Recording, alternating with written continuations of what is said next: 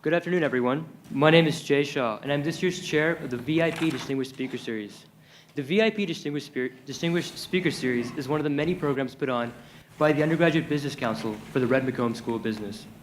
Today, we are joined by Dean Gilligan, Dean of the McCombs School of Business, and Mr. Dan Hesse, CEO of Sprint Nextel Corporation. We will begin tonight with a Q&A between Dean Gilligan and Mr. Hesse, and then we will open the floor to Q&A between the audience. As a reminder, today's event will end promptly at 6:15, and we would greatly appreciate it if you could refrain from leaving early. Mr. Hesse is the CEO of Sprint Nextel Corporation. Prior to this, he was the chairman and CEO of Embark Corporation. Mr. Hesse has spent 23 years at AT&T, where he last served as president and CEO of AT&T Wireless, at the time America's largest carrier. Mr. Hesse has been named most influential person in mobile technology by Laptop Magazine, Wireless Industry's Person of the Year by RCR Magazine, Executive of the Year by Wireless Business and Technology Magazine, and one of the 5 best turnaround CEOs of all time. He's also been named one of the top 20 CEOs to work for, and he's a 2-time recipient of Wireless Week Magazine's Leadership Award. He was appointed by President Obama to the National Security Telecommunications Advisory Committee and serves on the National Board of Governors of the Boys and Girls Club of America. Please help me welcome Dean Gilligan and Mr. Hesse. Thank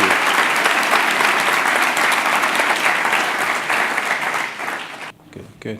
Thanks again, Jay. And Dan, welcome. Thank you very much. Thank you, Tom. Good to be here. You're probably not going to get this many chances to talk to this many fans and customers all at the same time, so enjoy yourself. Right? I hope they're happy customers, please. Are you happy? How many happy Sprint customers do we have in here? All right. Awesome. All right. All right, that's good. Thanks for your business. Well, outstanding. Well, this is one of the great traditions of our undergraduate student bodies to have these VIP speaker series where we have business leaders like yourself come by.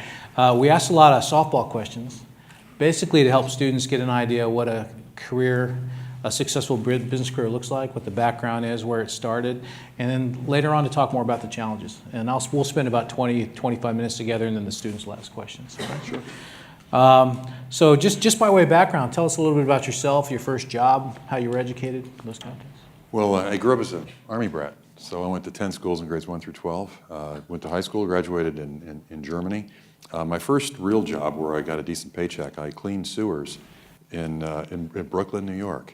And it was great. It was after my sophomore year in college. You know, before that, all my jobs had been like raking leaves and cutting lawns and what have you. But I made $10 an hour, which was a lot of money back then. But the great thing about it was, you know, when you're cleaning sewers, and it is about as bad as it sounds, or perhaps smells, is I didn't have to worry about my boss checking up on me. But my first job after, you know, kind of after school was I went to work for AT&T, which is a different company that is named AT&T now. A company called SBC, who you probably know, Southwestern Bell, bought AT&T a few years ago, about 5 years ago, and changed their name to AT&T, so it was a different company. But I started in it, and they kind of had a managerial development program. And my undergraduate major was in Western European studies, international studies. And then I went straight out after that and got an MBA in finance. So my first job was actually negotiating financial deals for AT&T with the European telephone companies. So it was kind of a perfect match. And perfect training. It was great fun. Traveling around Europe on an expense account. I had never had 2 dimes to rub together in my life. Yeah. And I was flying first class and staying at the Ritz, and I lived large. It was great. Good for you, man. And that first job cleaning sewers heightened your commitment to be educated, I presume. Right? It really did. You know, one thing it did for me is because, you know, it was a huge construction site, and of course I was the lowest guy on the totem pole, so I cleaned the sewers. But you had a lot of people that did manual hard labor. Right.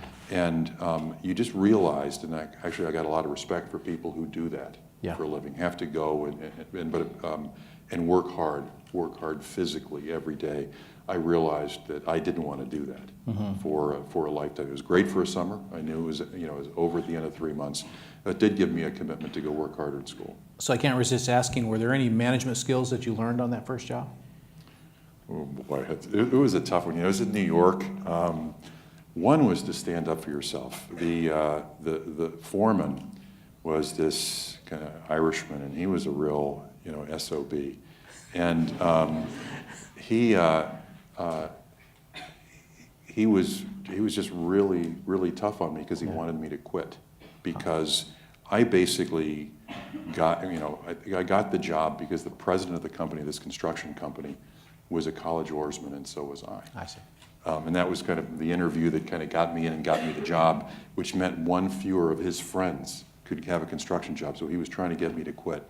And I remember climbing up out one day, because actually they had me actually digging a ditch one day, and I just challenged him to a fight. I said, in front of the whole group. And I said, okay, buddy, you're so tough, let's have it out right here. He backed down. I didn't hear anything from this guy again. And actually, that is a lesson that I learned, and I kind of was with me, not physical violence, right, but standing up for yourself and your belief, and not taking abuse from authority, no matter what. Wow, it's amazing. Now, someone who's in your career path had to go through several promotion contests where you beat other people out. What do you think sets you apart from your peers that enabled you to advance in your organizations? Well, I think number one, without question, was just working hard, and working harder than anyone else. I think in business, in school, in athletics, the person that usually wins and achieves is the person that trains the hardest, works the hardest. So I think number one is working really hard. Number two, and we talked about this a little bit in the group before I came in, I found that my liberal arts undergraduate helped me a lot, because communication skills are crucial. What got me noticed at AT&T in the early days, these were the days of letters, where different level people would write letters, and based upon what level, there was different stationery, and the printer could have been raised. It was like higher quality stationery, so you knew it was a VP letter. It was on buff. You know what I mean? It's a big deal. Yeah, if you remember the trip down memory lane. But what happened is I started writing I wrote my boss's letters for him, and then he got asked questions by his boss and by others. Boy, that was a really good letter. Well, Dan wrote that letter, and then his boss had me writing his letters. And then the head of the division of AT&T, who was my boss's boss's boss, had me writing his letters, because I could write well, communicate very clearly, and of course being able to speak. Sure.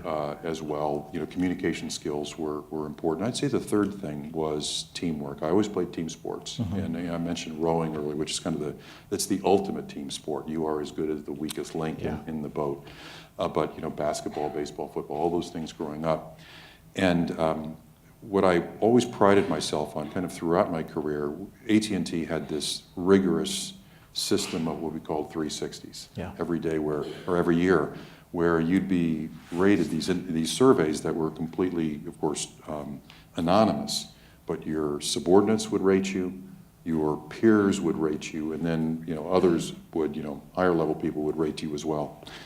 And people really focused, and it was very important for your subordinates to rate you well, but I always had the highest ratings among peers, and that's the most important, I believe, by far. So I think one of the reasons I got promoted as much is because the peers of my boss had heard about me and how much their people who were my level liked working with me. I mean, I really tried to work hard with my peers, and I think peer support meant a lot. And a lot of the people that worked for me later in my career were people who were at one time peers and wanted to come work for me from what they learned I was like just as a teammate. Yeah, interesting. Back to the communication skills a bit. One of the things we always work on in the McCombs School of Business is increasing the opportunities for our students to develop communication skills. What do you see amongst the younger people you interact with at Sprint and out in the world? Do they have adequate communication skills? Is it a problem? They could be better. We actually talked about this, and I'm glad you're doing what you are, like forcing them to take business writing skills and what have you, because it's becoming, particularly writing, is becoming more important than it ever has been. Because of time shifting and email, it is the way you communicate now. I can tell when I'm reading an email, I'm hearing that person's voice. And I'm also making decisions. I mean, I'm also determining how clearly that person thinks.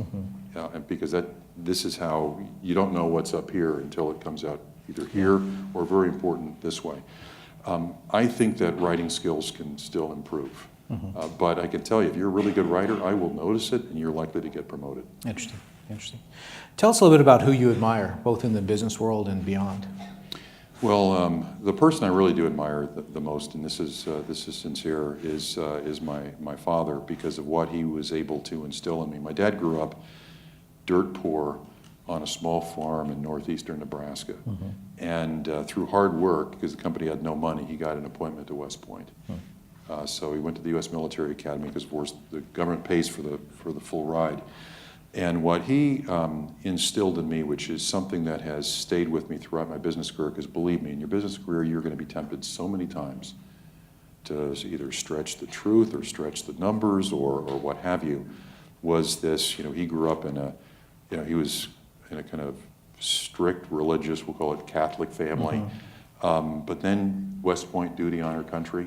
There was this set of values that you're instilled with that you would never even consider lying, and one of those things you're never really tempted because it's just kind of ingrained in you a certain set of values. So my father, both from kind of where he came from to where he went, but all he did for me, and the other thing he did for me is, when I was younger, I developed. It's like and I see it in my boys as well. And this is not a sexist comment, but girls or women mature earlier generally than boys do. They get it earlier, and start and develop a work ethic at a younger age. And you see it in high school. My dad rode me like crazy in both sports. He knew if I had like a good day, he would tell me how bad I was. But by the way, the good news is if I had a bad day, he'd tell me that you really did that well or whatever. He understood, how to keep you level, but also motivate you. But in school, he knew I was better than what my report card showed, and forced me really to work harder. And then when I went away to college and he wasn't there anymore, all of a sudden I said, well, now I've got to motivate myself. And so anyway, he did an awful lot for me. I think in the business world, from a big company point of view, I read a lot of what Jack Welch wrote over time, and I've seen him speak a number of times, and I've actually had dinner with him and one of his wives many years ago. And what Jack did that I thought was so extraordinary was he really understood the importance of people and leadership and management, and how much time GE spent on people management and leadership and talent development. And he really took it to a new art level and made it kind of cool to spend all that time on, we'll call it human resources and management and people. And he understood that's what made the company great. Interesting. Now, his reputation is one of being very tough on people. Was there a more encouraging or nurturing side to him that's not well known in the public? Well, I never worked at GE, and I don't know that. And a lot of people can be, they're great as long as you don't have to work for them. And I've known a lot of people who I'm great friends with who I wouldn't work for them, no way. So I honestly don't know that side of Jack. I just don't know him well enough. Got it. Now Sprint competes with some just great companies out there. What does Sprint do to try to differentiate themselves or distinguish themselves from the competition? Well, I think when I came to Sprint when Sprint was a very troubled company. I started around Christmas of 2007, so I've been with the company not quite 5 years. And the company was kind of struggling, and things were declining at a pretty rapid rate. I think what we've done to kind of differentiate ourselves in a pretty tough industry, because we have to, because we're smaller, is number one, we simplified our business. We simplified the offer a lot. So we're the only ones. We were the first ones in 2008. If you will, the complexity in the business. When I ran AT&T Wireless back in the late 90s, we came out with something called Digital One Rate, which is pretty much the way everybody buys wireless that way today. But back then, that simplicity was something that's different. So back then in like 98, if I was in my home market, like I was in Austin making a local call, it was 8 cents a minute, and everything was metered. There was no, this much a month for whatever you want to do. Everything was on a per unit basis. So if I was in Austin making a local call, it was 8 cents a minute. If I was in Austin making a long distance call, it was B cents a minute. If I traveled to Dallas making a local call, it was C cents a minute. If I was in Dallas making a long distance call, it was D cents a minute. And you never knew what it was, and it was extraordinarily complex. And that was the days of just voice, and that's really all you had to worry about.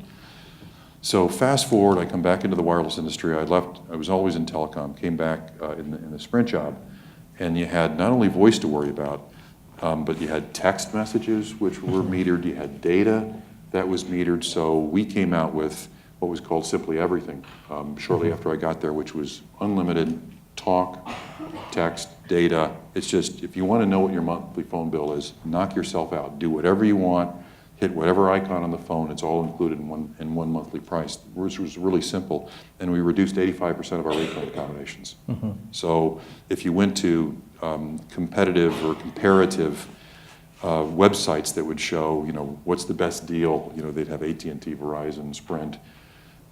We have far fewer choices than they do. They have lots more choices. So they have 100-minute plans and 200-minute and 300-minute and 500-minute and all that. We would just have one. It's always all included. It helped us take a lot of cost out of the business. It helped us in both the simplicity of the sales and the care cycle. The other thing that we did and we really focused on was the customer experience and customer service. So when I came to the company, and this was part of it, simplifying the experience was part of improving the experience. But we did root cause analysis on the reasons customers were calling the company. And they weren't calling to say, hello, have a nice day. It was usually, more often than not, unfortunately, it was a four-letter word of some kind, and customers weren't happy. So we did this, and we did and I won't take a lot of time going through it, but we really focused on the customer experience and getting rid of the reasons customers were calling. So in 4 years, if you take a look at the American Customer Satisfaction Index, right now Sprint is the highest rated U.S. wireless carrier in customer satisfaction, number one. We also, all of our brands hold J.D. Power Awards, Sprint, Boost, Virgin. We own Boost and Virgin as well, which are prepaid brands. But not only the American Customer Satisfaction Index are we number one in the U.S. wireless industry, they study 47 different industries, ours is only one. We're the most improved U.S. company, period, in all 47 industries over 4 years. We're the only company that's gone from last place to first place in their industry. So really, really focusing on customer service. Because you have to have something that makes you stand out if you don't have the money. So if you're really big in your AT&T and Verizon, watch TV like I do and notice like every other ad is either AT&T or Verizon. They're huge and they can just, we have to do it through actions because we can't do it just through words on TV. So I'd say those are really what we kind of focused on to differentiate the business. And I would say the last thing is really just kind of learning to do more with less. So early on, you took a look at the advertising budgets of the various companies to get back to what I was describing earlier. And there's a metric we look at called share of voice, which is of the advertising spend in your industry, what percentage of it do you have? And ours was fairly small. So you have to take some chances to to break through. And this was 2008. And I told the ad agency, like a lot of people when I came on board, I was going to give one shot to clean up their act or improve, or they were going to be gone. So they come in with their new advertising plan, and it has me as the star of the ads. And I said, no, that is not going to work. Sucking up to me is not, and I don't want to be on the ads. But they had, they said, well, it's worth the chance. I said, it's worth taking a chance because if a CEO ad works, it really works. I said, well, how often does it work? They said about 1 out of every 8. 7 out of 8 fail, 1 out of 8 work. But if they work, because the reason they work, it's not so much likability as it is message recall and brand recall. People, when they watch an ad, they know if it's an actor or if they know if it's the real person. So an analogy would be, you watch the Super Bowl and you see this hilarious beer ad, 2 horses in a bar or whatever it might be, and the next day you can't remember if it was Coors or Miller or Bud. It was a really funny ad, but you can't remember what it was, which company. That's a useless ad. Might win some awards, but it's a useless ad. Anyway, I ended up doing 10 commercials, but it started then. And then the other reason I think it worked particularly well because it was an election year, and CEOs had 2 horns and a tail in that election year. So there were no CEOs doing ads on television. Oh, I see. So, and then they also decided to make it stick out even more. They made it in black and white so people would notice. So you had no CEOs on TV. You put a CEO on there in black and white. And it really broke through. Do you think your strategy is set up to be successful going forward? Still that focus on customer service? I do. I mean, the stock's up 140% this year. Why change it, right? I think so. One thing is consistency of strategy. So every single employee meeting I've had for 5 years, we talked about the three objectives of the company. Number one, the customer experience. Number two, the brand. And number three, generating cash. The strategy has been exactly the same. It hasn't changed at all. And it's been working, so we're going to continue doing the same thing. Interesting. Share with us a little bit your view on what you think the social responsibility of companies are generally, and with respect to Sprint, what specifically does that mean? What we call, CSR, corporate social responsibility, has never been more important. And I think it's, if you just take a look at this country today, and not to get too political, but I think the U.S. political system just stinks. You have these factions where the Republicans are far to the right, the Democrats have moved far to the left. They've gerrymandered the congressional districts, where the only election that counts now is the primary. I mean, you have Democratic districts and Republican districts. So Republicans run on being the most conservative, Democrats the most liberal. They can't come together on anything. They can't get anything done. And whoever loses the election, their strategy for the next 4 years is to do everything possible to make this an eventless, where nothing happens under this person's administration. So they'll get thrown out and they come back in 4 years, which generally works. So we see this switch every 4 to 8 years, but nothing gets done. So I think it really is up to business and business leaders more than ever to do the right thing, and quite frankly, to take to grab the horns and take kind of start leading the country. So I think so. When I got here, years ago, there was an opportunity, we thought, in the wireless industry in particular, to really focus on green and the environment as one example. So Newsweek just ranked, they did a big issue. They do one every year on America's 25 greenest companies. There's only one telecom or wireless company on the list. Sprint, number 3, third greenest company in the U.S. And we really focus on that, on public service, on philanthropy, on being open. So rather than like a walled garden. So it's not surprising that when Google Wallet comes out with their own, it would be launched first on Sprint. Okay, Google Voice comes out, it would be launched on Sprint, because of course it competes with, we'll call it the AT&T or the Verizon version of that they would like to kind of force customers into.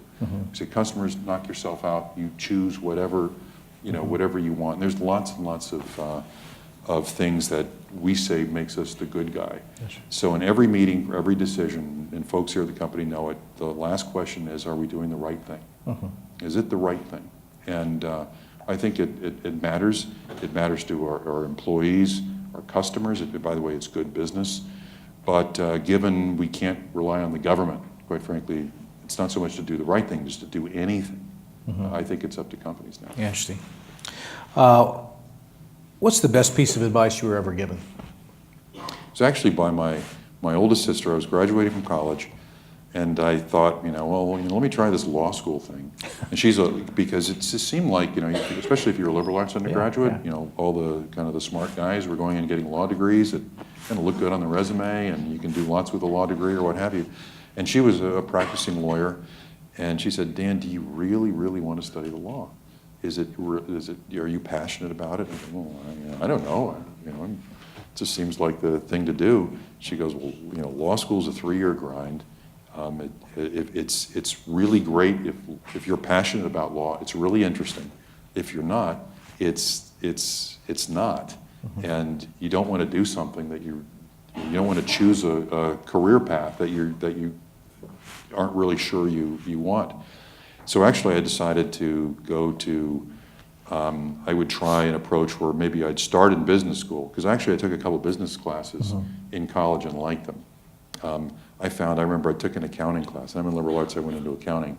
And I think I showed up like 3 times, and I aced every test.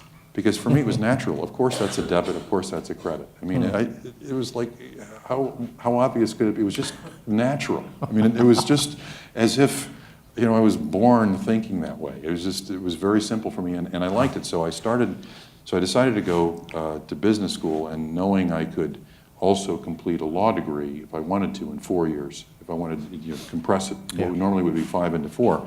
So she basically talked me out of law school and going into business.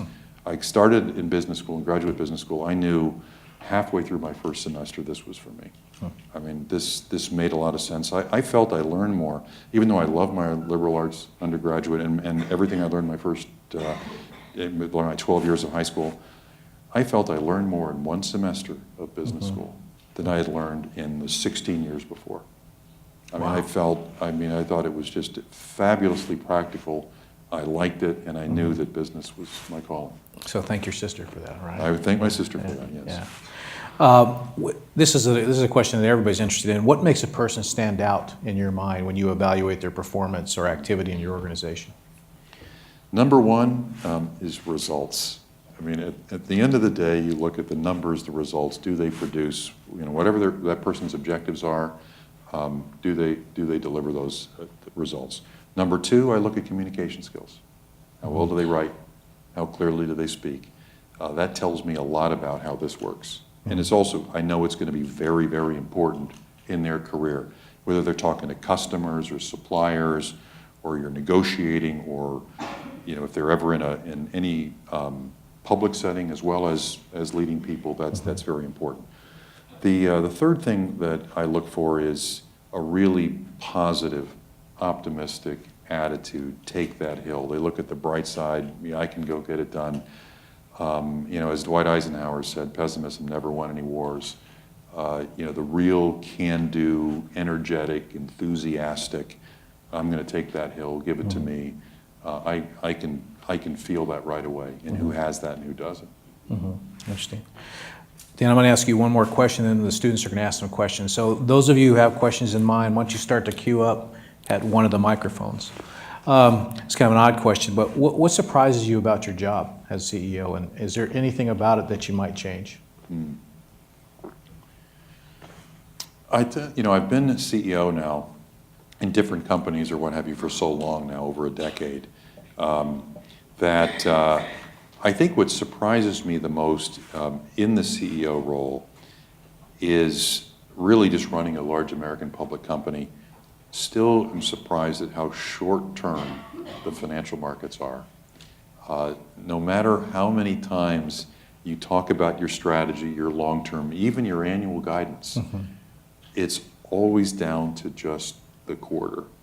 And even though, and so much money is short, it moves in and out, and how much money moves on just rumors.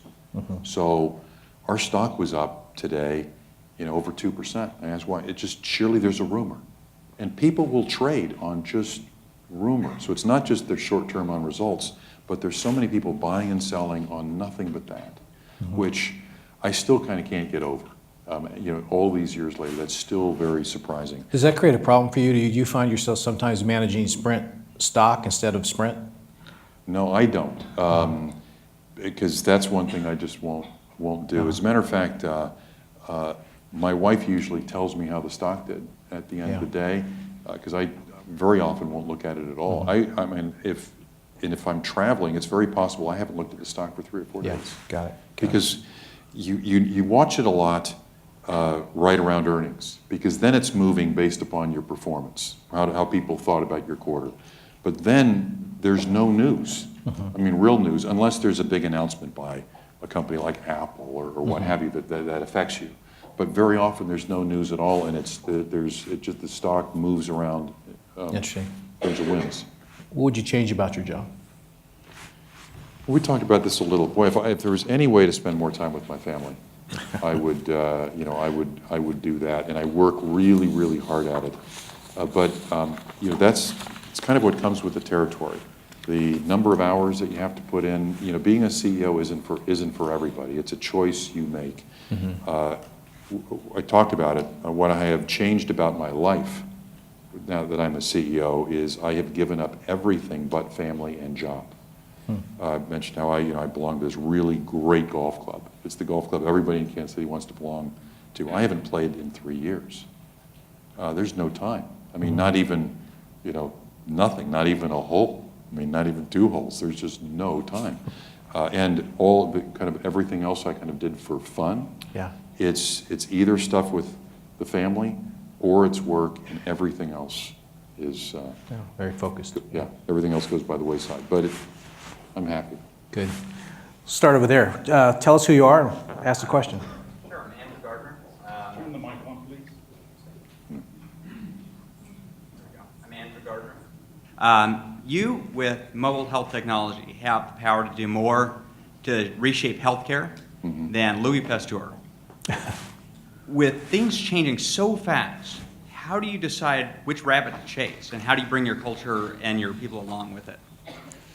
It's interesting, and it's one of the things I do is I go to Silicon Valley and other areas of kind of innovation once a quarter, and I have people and teams that do it on a very regular basis, and we actually have a process where what they do is and I talk to angel investors, startups, private equity firms, all sorts of people, just to get as many ideas in terms of what's being developed and what we could be thinking about 3, 4, 5 years from now, or even 2 years from now. But if we haven't started working on it already, it's pretty hard to get to market in a big way or a significant way in the next couple of years. We have a process where I have guys that just have this funnel, and they whittle it down to this many ideas. And then once it gets down to this, it goes down to this, and then then I get in there. Once it's come to, let's say it's gone from 150 down to 10. And then we have a process where we get together regularly and we make bets and we make choices. But innovation is part of the culture. If in my senior team meetings we get together every Monday, people know they're going to be asked periodically from time to time, what new, what creative, we call it nukes. What nuke are you working on? And if you're not, you're worried. So there's pressure always to be pushing the envelope in every job in the company. Over there, please. Hi, so I wanted to know because business changes pretty slowly in general. When you come up with a radically new idea, how do you make sure that when you implement it that it's going to work, or how do you make sure that when you evaluate whether or not this new idea is going to be successful, how do you make sure that you don't get the wrong idea? Well, there's science and luck. First of all, business doesn't move slowly. It moves really, really quickly. Just a kind of a case in point, if you take a look at when I started my job, the carrier that was doing the best in the U.S., was growing the fastest, was adding net subscribers at the fastest rate, every metric was the best, was a company called T-Mobile USA. Okay? And now they're kind of like this. The device maker that ruled the world, they were larger in terms of phone sales than its next 3 competitors combined was Nokia. The company they were worried about, because it was the one that had the fastest growth metrics and was absolutely killing in terms of its margins and growth, was a company called RIM or BlackBerry. Okay, this is just in a very short period of time. This is in 4 years. And the first call I got was from the king of Wall Street, the most successful bank on Wall Street, the longest standing CEO on Wall Street. You know, kind of, Dan, how can I help? You know, from the king, this guy named Dick Fold, who was the CEO of Lehman Brothers, which isn't around anymore. So in 4 years, everybody, and of course Sprint was on life support, and it was the worst in customer satisfaction, every rating, and now we're at first. So first of all, things in business, and one of the reasons you have to innovate so much is because you'll get eaten alive if you don't change all the time. There's extraordinary pressure to innovate all the time and change all the time, because a year is an eternity. There are processes you go through, and you learn to ask the right questions around markets and business cases and risk and all of the things that help you make good decisions. The next thing you do is you make sure that you are fully supportive, because as the CEO in particular, or other executives, you can have a new idea and it starts. If it's not really supported and nurtured, and if the CEO doesn't talk about it, it kind of gets forgotten, because today it's small compared to what the big thing is. So you have to figure out a way in incentives and everything else to make it as important, because if you just measure somebody on revenue, let's say it's a new product, maybe it's going to bring in $10 million, and their revenue bogey is $5 billion. Well, it's just it doesn't move the needle. You have to make sure that you put the incentives at the early life stages for it to be successful. But probably the most important thing is you have to be okay with failing from time to time. So actually, we just recently got an award, so a picture that was outside my wall finally had to move because I wanted to put this up there. But it was a picture of a phone called the Kyocera Echo. Anybody remember it? Probably not. But it was revolutionary at the time. It was a brand new idea, and it was basically a phone that you would fold out into double wide screen. So it was a phone that had a screen, and you could flip it and make the screen twice as big, or have it work as two screens, where one could be the keyboard and the other one would be, let's say, the screen. Well, it was a flop. Okay, it was a flop, but I left it outside the office for years as a point of pride, so that when people would come in, they'd know it was okay to fail. And I was proud because it was a great idea. It didn't take off. We were ahead of our time. I think something like that will come back. Actually, it's the idea when you double the size of the screen. I think the screens were too small at 3 inches. Now you're seeing, like the new Note 2 from Samsung. It'll be 5.5 inches as a phone, really. It's really a smartphone. And then tablets are moving down in size. Yeah. You really don't know where tablets end and phones start anymore, but because people will want larger devices. So you just have to work it and make sure as CEO you're doing everything possible to make it successful. But the other thing is you have to also know when it isn't going to work or be successful, and pull the plug and not put good money after bad, so you can start funding the next new idea. Over here, please.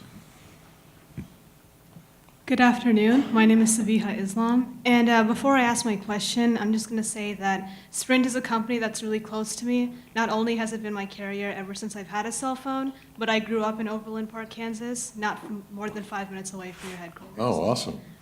So my question to you is, throughout your life, what would you consider as your greatest challenge or struggle? Well, I've had a few. I'm one of these people who always is a glutton for punishment, as my wife says.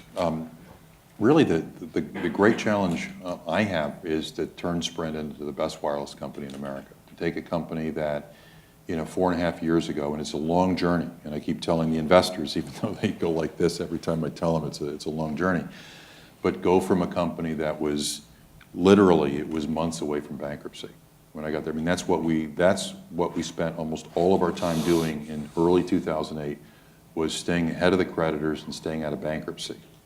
And of course now the company is doing a lot better, but my challenge is to take that company, and of course one that is much smaller than two much larger competitors, but make it the best company without question in the wireless business.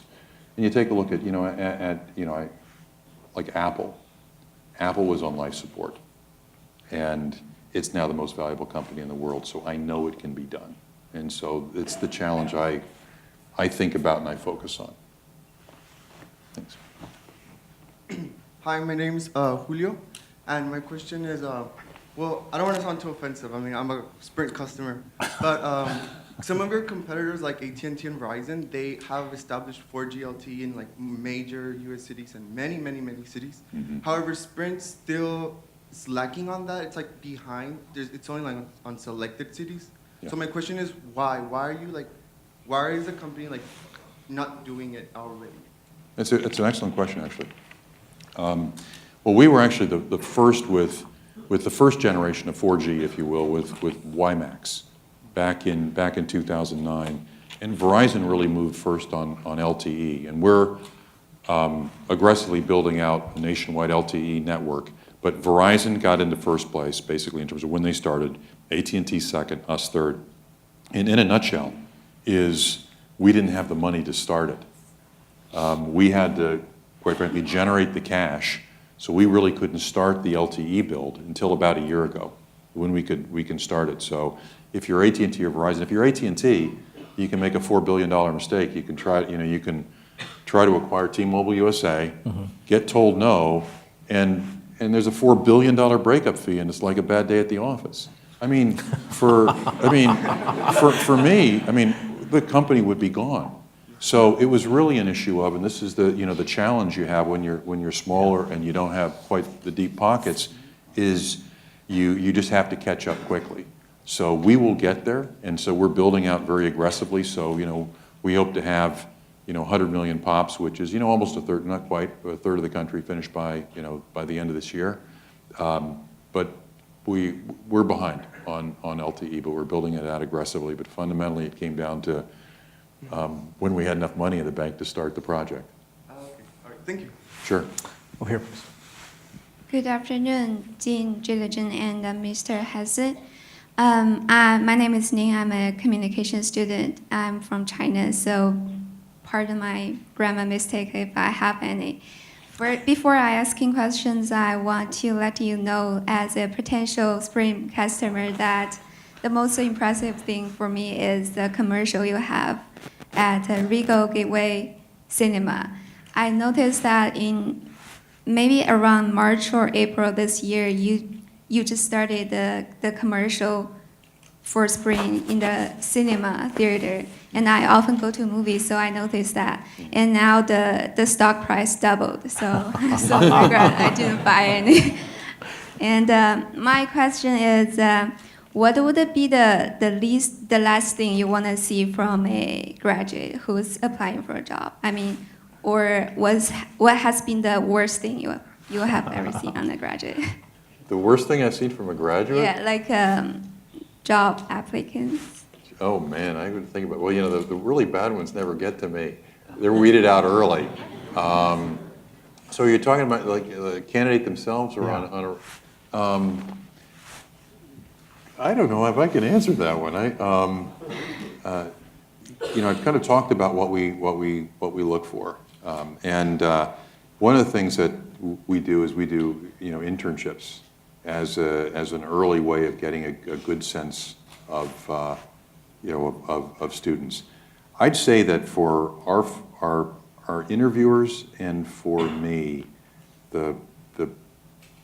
what you want to avoid more than anything else is arrogance. Because that won't fit inside the company or the corporate culture. A lot of students, on the one hand, it's figuring out that balance between telling your story and making sure we know about how good you are, but not crossing that, that median, if you will, that goes into kind of arrogance or pompousness, or thinking I'm too good. And so that, I think, is what I believe for really talented people that would kind of make it through our process. What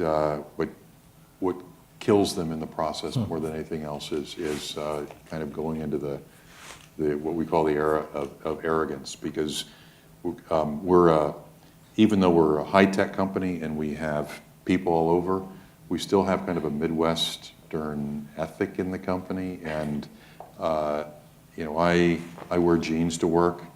I walk the halls, everybody does. We're very non-level conscious.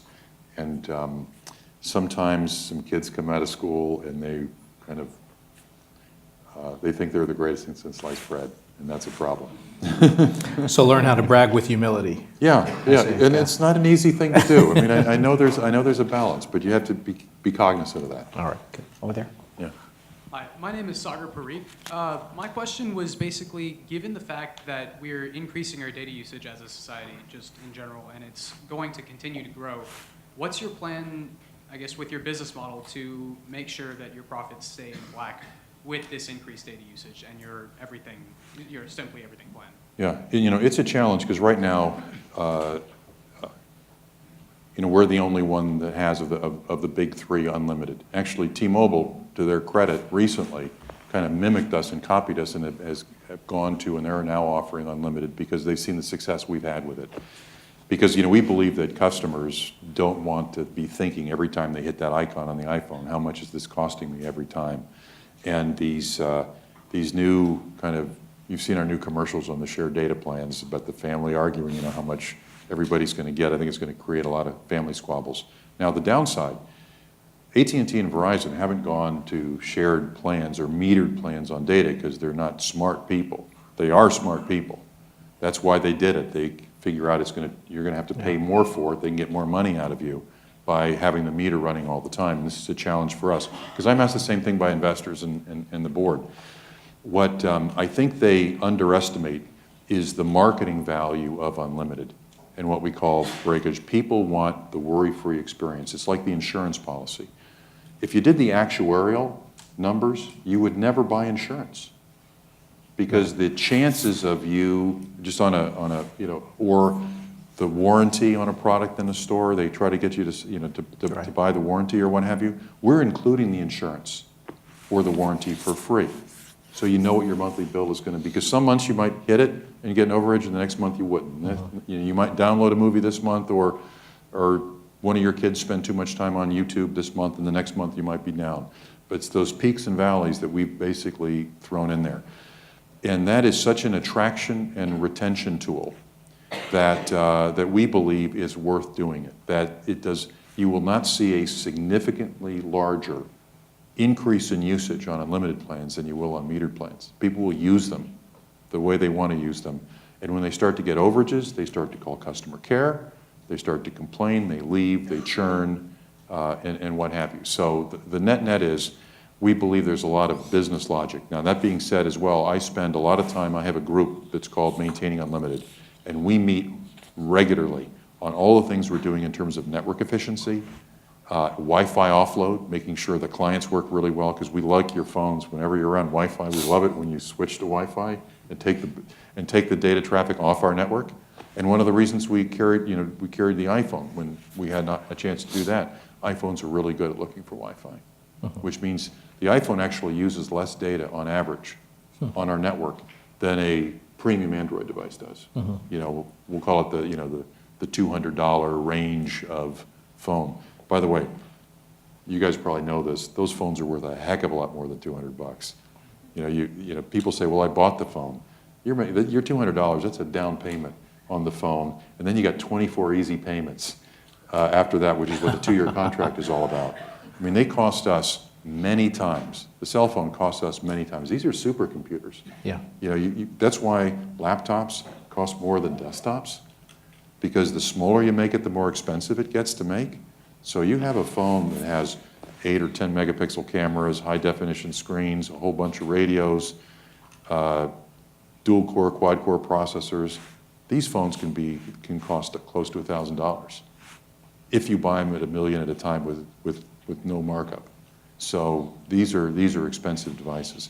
But anyway, the two challenges our industry has in terms of making money. One is the increased data usage and how much additional capital we have to put in our network to buy spectrum and build the network and 4G. And 4G is more efficient, and that's one of the reasons you spend the money to put it in. And the second is the subsidies on the smartphones, because we sell to you a device for $200 that costs us many times that. And that's why we don't let you out of your contract easily, because it takes a while before we recoup that money. Yeah, interesting. We have time for one more question. Hi, good afternoon. My name is Liam Woolley, and my question is more for you personally than Sprint as a company. So, talked a lot about your great achievements and what you've done for Sprint, but what would you consider your biggest mistake in your professional career, and how to avoid that and bounce back from that? You would ask me a terrible one like that, wouldn't you? I've made so many. It's it's hard. I would say that on a personal level, probably the biggest mistake I made was when I had a good career at a company I loved, AT&T, for 23 years. And I had a good shot at being the CEO of that company someday. Now, of course, the history of that company changed, so maybe it was fortuitous I left when I did. But I left in disgust when I left, and I left for the wrong reasons. And I think I should have been more thoughtful and taken more time and not left, because a lot of times, just stuff happens. You just have to let it kind of roll off.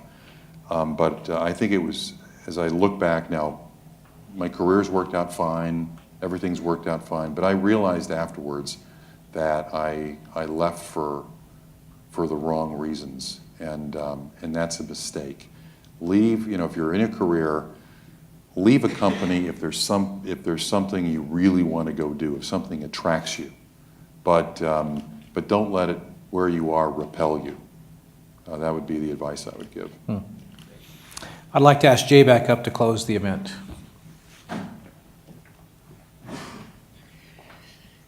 Thank you very much, Dean Gilligan. Mr. Hesse, thank you so much for coming. There are 550 people here who really enjoyed it, and plenty more who could not get in. So thank you so much for coming. My pleasure. As a token of our appreciation, the Undergraduate Business Council would like to present to you a personalized cowboy hat from Stetson. Hey! A black hat? Oh, wow, that's awesome. You want to try it on? I hope it's large. There we go. Might be a little small for me. It's very nice, though. Can we get a hook him? Get it? What? Hi. There we go. Yeah, there we go. Yeah, there we go, yeah.